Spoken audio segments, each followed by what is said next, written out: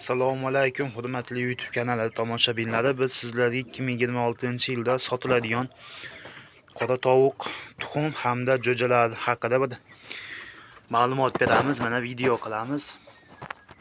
Ko'rishingiz mumkin, bu o'zimiz tovuqlar. Tovuq xolos. Mana bu tomonda ham tovuqchalar. Jo'jalikdan o'tib, tovuqqa yaqinlashib qolgan narsalar.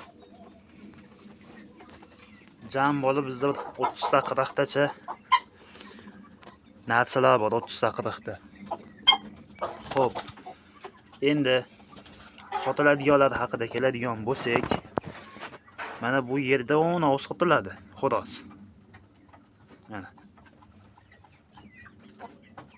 Mana bu sotiladi. Keyin mana bu sotiladi 100 ming so'mdan. Mana shu ikkovi sotiladi. Donasi 100 ming so'mdan. Yana bunaqana 2-3 ta bor. Xorozlar sotiladi. Mana bu xoroz. Bu sotiladi.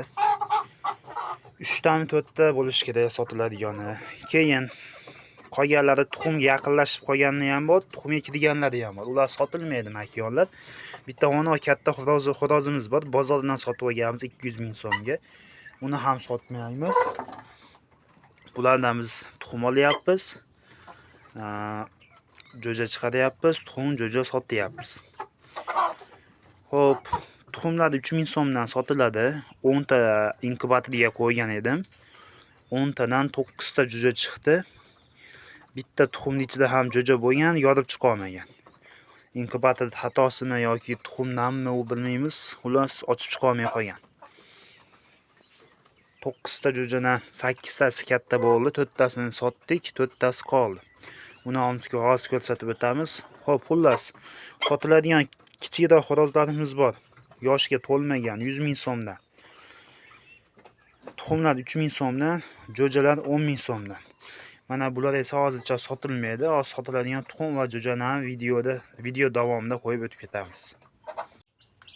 Do'stlar, mana jo'jalar 9 ta chiqqan edi 10 ta tuxumdan. Bittasi o'lib qoldi. 4 tani sotdik, 4 ta sotuvda bor. 10 ming so'mdan 40 ming so'm.